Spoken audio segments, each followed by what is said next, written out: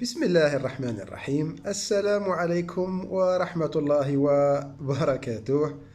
أهلا وسهلا بكم إخواني الكرام، إن شاء الله تكونون جميعا بخير وبصحة وبعافية، آمين يا رب العالمين.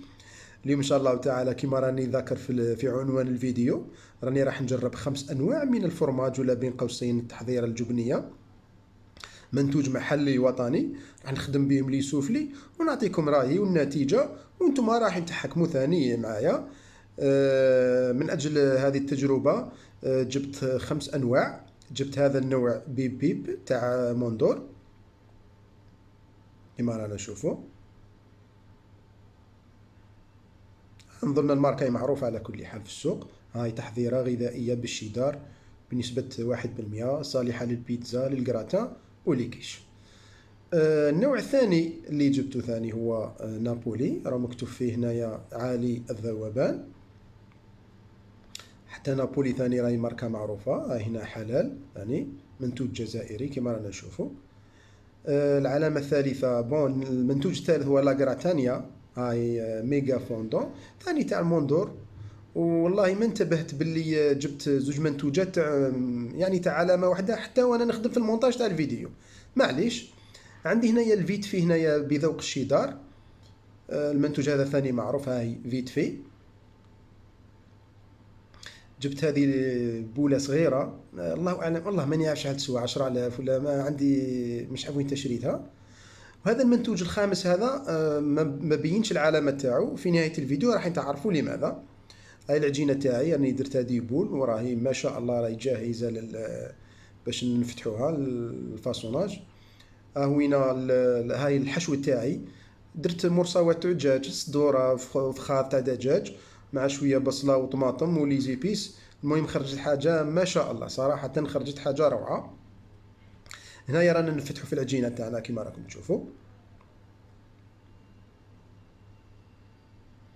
خدمناها أقراص صغيرة باش العملية تجينا سهلة وما نتعبوش معاها بزاف.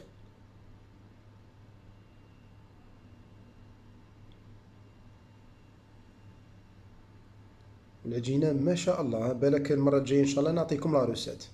بون هنايا راني رابيت كل نوع، رابيت قدامه كمية هكذا اللي نخدم بها.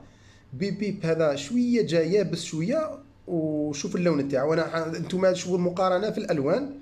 نابولي طري، لاغراتانيا شوية يابس، يعني كي نقول لكم يابس ماشي يعني تحس باللي شوية صلب. والفيت في يعني ما هو له. وهذا النوع الخامس ثاني طري ما شاء الله، يعني يترابا بكل سهولة. خدمت بجهة واحدة في العرب، يعني ماشي كل واحد درت له جهة. وهاي العجينة تاعي اللي فتحتها، كل نوع درت له زوج حبات. فوالا. هنايا راني ندير في الحشو، يعني مغرف مغرف ونص كبيرة في كل قرص كما رانا نشوفوا.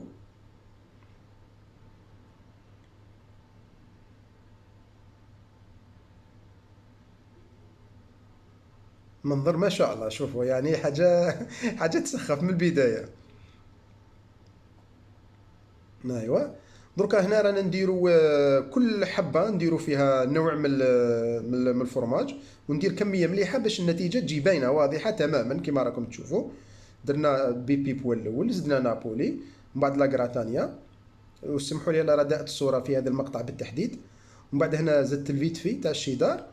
وهنا زدت المنتوج الخامس اللي قلت لكم من بعدين تعرفوا لماذا ما قلت لكمش على الاسم تاع الماركة هذه. هنايا نغلقوا لي سوفلي تاعنا باحكام بيدينا هكذا.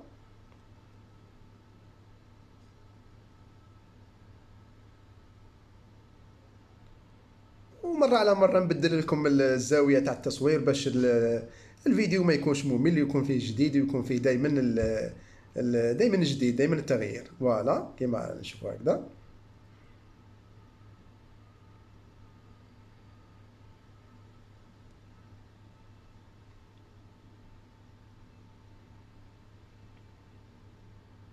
نغلقوا لي سوفلي تاعنا مليح بفرشيطه ولا هكذا باي وسيله عندكم باش ما ينفتحوش. ايوا. ومام يديروا لمسه جماليه للشكل الخارجي تاع لي سوفلي.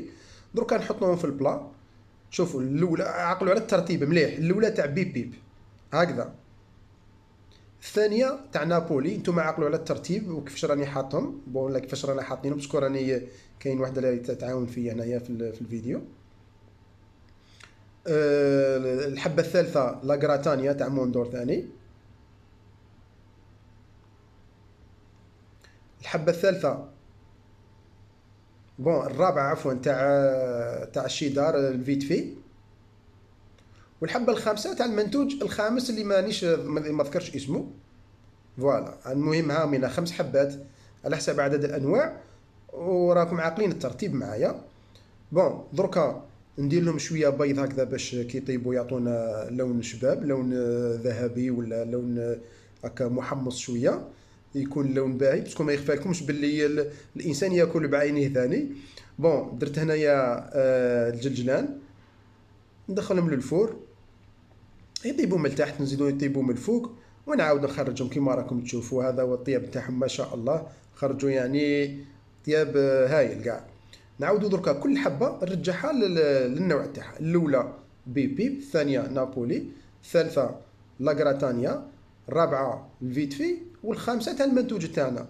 وهنايا الحاجه الوحيده اللي ما صورتهاش هو كي ديكوليت الحبات كانوا شويه لاصقين، نحيتهم هكذا يعني باش للامانه يعني الفيديو يشهد الله عز وجل انه ما فيه لا فبركه لا تعديل لا عاطفه لا والو، لان هذه امانه ومسؤوليه.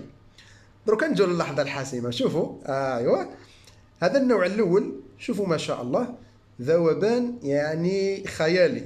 شوفوا ذوبان متجانس، كتله كريميه. هاي وين هاو الفيديو اقرب هنايا، هذا تاع بيب بيب. شوفوا ما شاء الله خرج يعني شوف الصورة غنية عن كل تعليق. يعني هذا ذوبان هايل ما شاء الله، يحمر الوجه، تقدر تستخدموه في لي سوفلي صح. روحوا للنوع الثاني نابولي، شوفوا النتيجة ثاني مع بعض. شوف الله يبارك، شو ما شاء الله، شو روعة روعة روعة روعة. يعني ذوبان تام، كي قال لك عالي الذوبان صح، يعني ما يعني اسم على مسمى ما شاء الله. راكم تشوفوا بعينيكم ذوبان كريمي ما شاء الله، اللون لا باس به يعني يسخف، قال الانواع في زوج. هذا لا غراتانيا ثاني تاع موندور. شوفوا الله يبارك، شو ما شاء الله. شو ذيك المطة، شوف ذاك الخيط هذاك تاع المطة، الله يبارك. ثاني هاو ذاب يعني عن اخره كما رانا نشوفوا، الله يبارك ما شاء الله. يعني حاجة نتيجة أنا بالنسبة لي ماشي مرضية برك، نتيجة عالية جدا.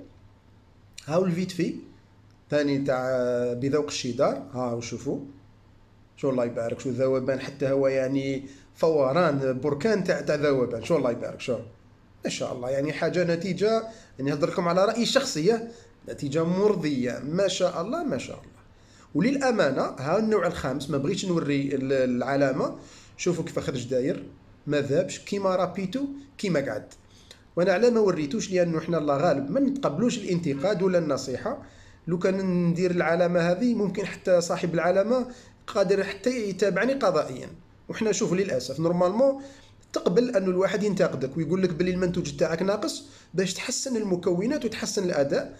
على كل حال انا راح نحاول نتصل بخدمه الزبائن ونبعث لهم المقطع هذا تاع الفيديو ونقول لهم باش يحسنوا الجوده تاع المنتوج تاعهم. شوفوها من المنتوجات كيما راهم في 4، الله يبارك ما شاء الله، نعطي المعالمه الكامله يعني على مسؤوليتي الشخصيه. اي نوع من هذه الانواع ال4 تخدموا بهم ها النتيجه، ويعني مضمونه 100% باذن الله.